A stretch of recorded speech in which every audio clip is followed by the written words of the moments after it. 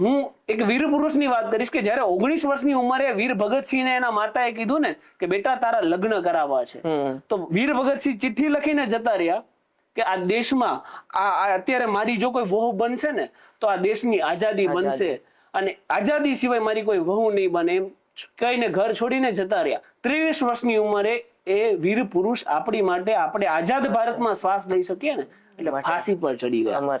તો એને યુવાની કહેવાય.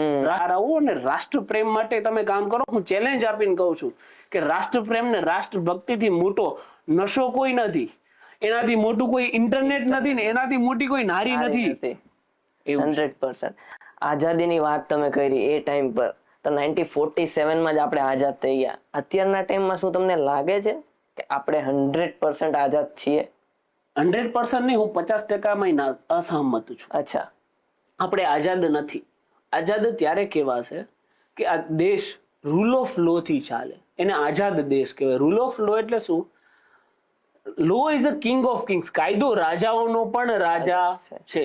જ્યારે આ દેશમાં એક ગરીબ વ્યક્તિને જે કાયદો લાગે ને, કે દેશના પીએમ ને પણ કાયદો લાગે ને, ત્યારે કહેવાય કે આપણે આઝાદ ભારતમાં જીવી રહ્યા છે. અત્યારે બધા કાયદાઓ છે કે સામાન્ય અને ગરીબ વ્યક્તિને લાગશે, કોઈ એમએલએ ના છોકરાને લાગશે નહીં લાગે. એન્ફોર્સમેન્ટ એજન્સીમાં જે પોલીસ જોડાયેલી છે, જે કાયદાઓનું પાલન કરાવે છે, એમને કાયદો લાગશે. એ ખુદ કાયદાઓનું ઉલ્લંઘન કરતા હોય છે. ઘણા મારા તમે વિડીયો જોયા છે ને, એટલા માટે જ હોય છે કે અમે આઝાદ ભારતમાં રહીએ છીએ. જે કાયદાઓ અમારી પાસે પાલન કરાવો છો ને, સર્વપ્રથમ તમે કાયદા પાલન કરો, પછી અમારી પાસે કરાવડાવો.